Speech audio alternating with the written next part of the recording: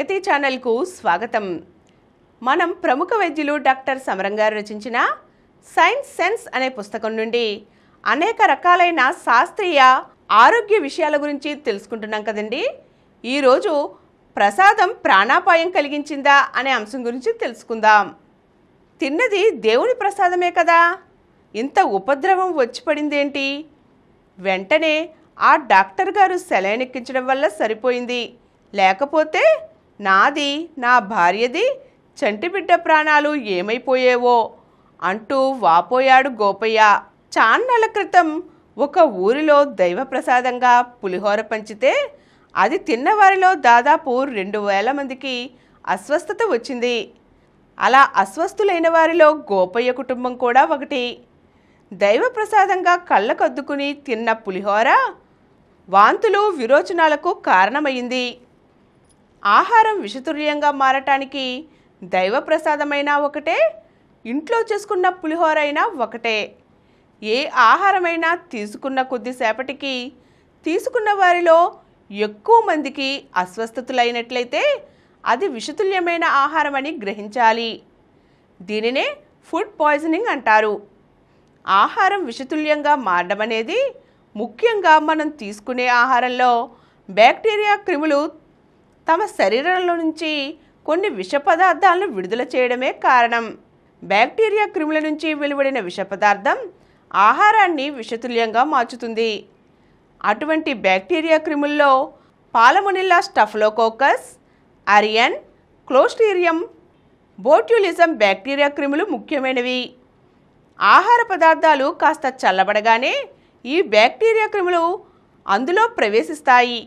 ఒకసారి ప్రవేశించిన బ్యాక్టీరియా క్రిములు వెంటనే ఒకటికి మరింతలు పెరిగిపోయి ఎక్కువ మోతాదులో విష పదార్థాలను విడుదల చేస్తాయి. ఇటువంటి ఆహారం తీసుకున్నట్లయితే 1-2 గంటల్లో కడుపులో వికారం, వాంతులు అవుతాయి. పై కడుపులో మెలిపెట్టేసినట్లు అవుతుంది. వాంతులు ప్రారంభమైన కొద్దిసేపటికి నీళ్ల విరోచనాలు కూడా మొదలవుతాయి. వెంటనే వాంతులు విరోచనాలు అవడంతో అడుగు తీసి అడుగు వేలనంత నీరసం కమ్ముతుంది. నాడి అందకపోవడం, ఒళ్ళు చల్లబట్టడం జరుగుతాయి. వెంటనే తగిన ఇంజెక్షన్లు ఇవ్వడం, సెలైన్ పెట్టడం చేయకపోతే పరిస్థితి విషమిస్తుంది. అలా కాక చికిత్స వెంటనే చేసినట్లయితే 24 గంటల్లో ఆ వ్యక్తి పూర్తిగా కోలుకుంటాడు. వండిన వంటల్ని ఎప్పుడూ పరిశుభ్రమైన స్థలంలో ఉంచాలి. వీలైనంత వరకు వెంటనే భుజించాలి. ఉదయం వండిన ఆహార పదార్థాలను రాత్రి వరకు అలాగే ఉంచినట్లయితే అందులో బ్యాక్టీరియా క్రిములు చేరటానికి ఆస్కారం ఉంటుంది. ఒకవేళ ఉదయం వండిన పదార్థాలను రాత్రిపూట తినాలన్నా దాన్ని తిరిగి వేడి చేసి తిన్నా సరే ప్రత్యేకంగా పెద్ద ఫలితం ఉండదు. ఎందుకంటే తిరిగి వేడి చేయడం వల్ల బ్యాక్టీరియా క్రిములు నశించవచ్చు, కానీ అంతకుముందు అవి విడుదల చేసిన విష పదార్థాలు మాత్రం నశించవు. ఉదాహరణకు స్టఫిలోకోకస్ బ్యాక్టీరియా విడుదల చేసిన విష పదార్థాలు ఉన్న ఆహారాన్ని 100 డిగ్రీల సెంటీగ్రేడ్ వేడిలో అరగంట సేపు ఉంచినా ఆ విష పదార్థం నశించిపోదు. అయితే సాధారణంగా మన ఊళ్ళలో ఆహార పదార్థాలు చాలా పరిశుభ్రమైన స్థలంలో ఉంచుతాం కనుక ఇవాళ వండిన ఆహార పదార్థం రేపటి వరకైనా బ్యాక్టీరియా క్రిములు చేరకుండా ఉంటుంది. అదే పెద్ద ఉత్సవాలలోనూ సంతర్పణలోనూ తగిన జాగ్రత్త తీసుకోవటానికి వీలు పడదు. నేల మీద ఒక చాపో వస్త్రమో పరిచి దానిపై ఆహారాన్ని వంపుతారు. నేల మీద ఉన్న క్రిములు చాలా తేలికగా అందులో చేరతాయి. అలాగే వ్యాధులతో బాధపడేవాళ్ళు ఆహార పదార్థాలను ముట్టుకున్నా, వాటి మీద దగ్గినా తుమ్మినా బ్యాక్టీరియా క్రిములు వారి నుంచి ఆహార పదార్థాల్లోకి చేరతాయి. సాధారణంగా స్టెఫిలోకోకస్ బ్యాక్టీరియా క్రిముల విషం వల్ల ఆహారం విషతుల్యం అవుతూ ఉంటుంది. క్లాస్ట్రీడియం బాట్యులినం అనే బ్యాక్టీరియా క్రిమి వల్ల కూడా విషం చేరి పుల్లటి వాసన వస్తుంది.